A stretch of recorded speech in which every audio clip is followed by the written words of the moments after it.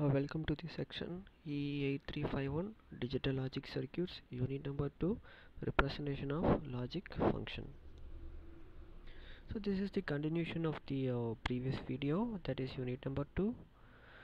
So here at the end of the section, one can able to explain the operation of the combinational circuit. So this is course outcome. So after completing this section, one can able to understand what is my combinational circuit, and he can able to explain the operation of those combinational circuits.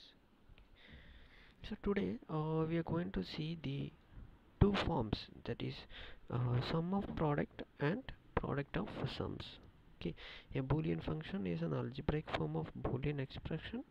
A boolean function of n variables is represented by f of x1 comma x2 comma x3. By using boolean laws and theorems, we are going to simplify those boolean functions of the digital logic circuits.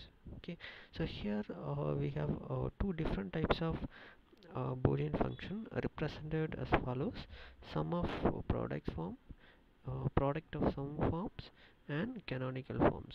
Okay, so these are the three different types of boolean functions represented in three different forms. Okay, so what are the sum of product forms, product of sums forms, and canonical forms? Okay, so there are two types of canonical forms: the sum of min terms or canonical SOP, we call it as canonical SOP, or product of max terms, or we call it as canonical POS, that is canonical product of sum. Okay, so boolean functions can be represented by using NAND gates and also by using K-map system.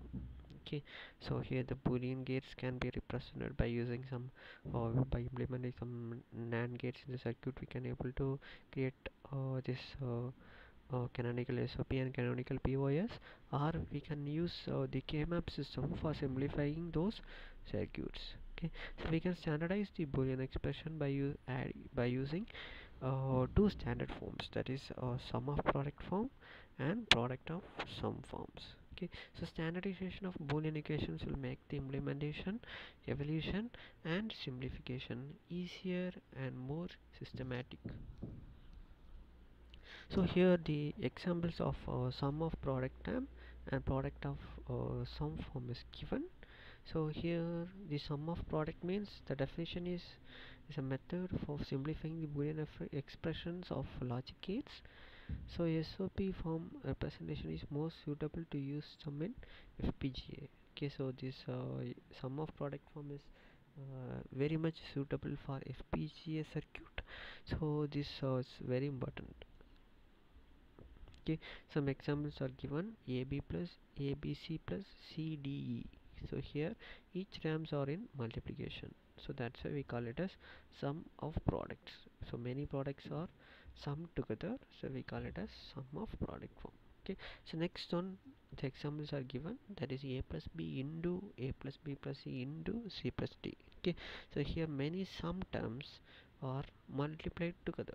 Okay, so that's why we call it as product of sum forms. Okay, so product of sum form can be obtained by writing an OR term for each input combination which produces low output, that is zero output.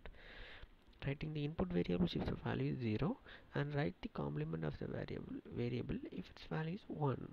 Okay, so those concept we will be using in the product of sum forms. Okay, so that's all about this section. Thank you.